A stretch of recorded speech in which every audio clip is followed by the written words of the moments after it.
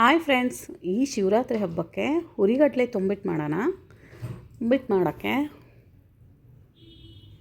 ಹುರಿದಿರೋ ಕಡಲೆ ಬೀಜ, ಕೊಬ್ಬರಿ ತುರಿ, ಹುರಿಗಡಲೆ, ಬೆಲ್ಲ, ಗಸಗಸೆ, ಎಳ್ಳು. ಹುರಿಗಡಲೆನ ಮಿಕ್ಸಿ ಜಾರ್ಗೆ ಹಾಕಿ 2 ಏಲಕ್ಕಿ ಹಾಕಿ ನೈಸಾಗಿ ಪೌಡ್ರ್ ಮಾಡ್ಕೋಬೇಕು.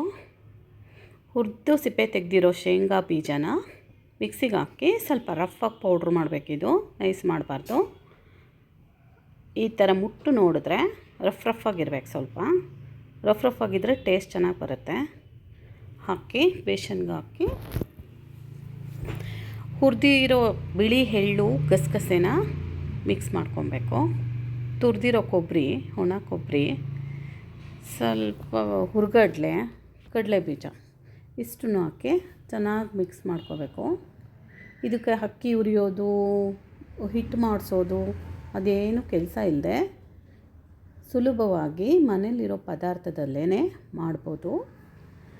ಸ್ಟವ್ ಹಚ್ಚಿ ಪ್ಯಾನ್ ಇಟ್ಟು 1 ಕಪ್ ಬೆಲ್ಲನ ಹಾಕಿ, ಅದೇ ಕಪ್ಪಲ್ಲಿ ಅರ್ಧ ಕಪ್ ನೀರು ಹಾಕಿ, ಪಾಕ ಏನು ಮಾಡಬಾರ್ದು. ಇದನ್ನು ಸ್ವಲ್ಪ ಬೆಲ್ಲ ಕರಗಿಸ್ಕೊಂಡ್ರೆ ಸಾಕು.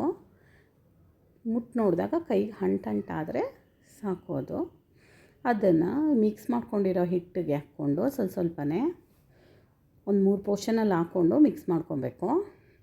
ಅದು ಬಿಸಿ ಇರೋದ್ರಿಂದ 1 ಸ್ಪೂನಲ್ಲಿ ಮಿಕ್ಸ್ ಮಾಡ್ಕೊಬೇಕು. ಆಮೇಲೆ ಕೈಯಲ್ಲಿ ಉಂಡೆ ಕಟ್ ನೋಡಿದ್ರೆ, ಉಂಡೆಯಾಗಿ ಬಂದರೆ ಇದು ಪಾಕ ಸಾಕಾಗಿದೆ ಅಂತ ನೋಡಿ.